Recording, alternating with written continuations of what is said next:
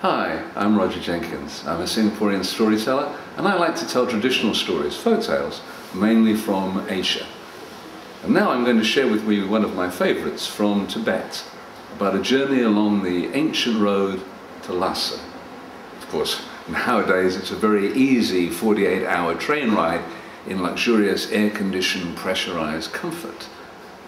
But in the time of my story, it was a much more difficult journey. And to help me tell you the story, I'm going to use the tangram, the Chinese puzzle made of 7 different pieces, or tans, which will help me to help you picture the story as I tell the road to Lhasa.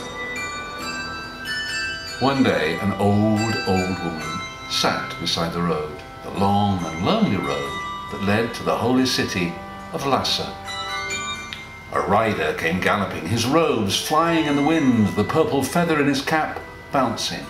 "How far is it to Lhasa?" he demanded. "Far," said the old woman. "So far? You'll never reach it by nightfall." But the rider and his horse tossed their heads, and with a hey and a neigh, they galloped away. Time passed. The woman sat. Then a boy came by, leading his yak. Boy so slight and slim, the yak so huge and hairy. The boy stopped and asked the old woman, "How far is it to Lhasa?" "Far," she said, "so far. But don't worry, you can reach it by nightfall." He knew what he had to do. He gave his yak another tug and started walking.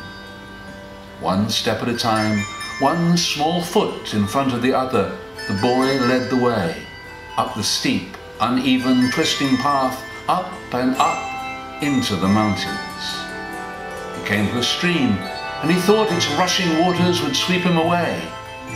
But over the narrow bridge he went, with his yak plodding behind him. He went on, through the trees, till he was way past the tree line. The winds howled about him and tugged at his feet and tore at his clothes.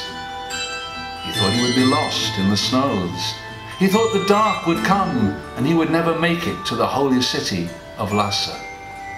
But still, the boy kept walking on and on, leading his yak, urging him on, one small step at a time, one foot in front of the other.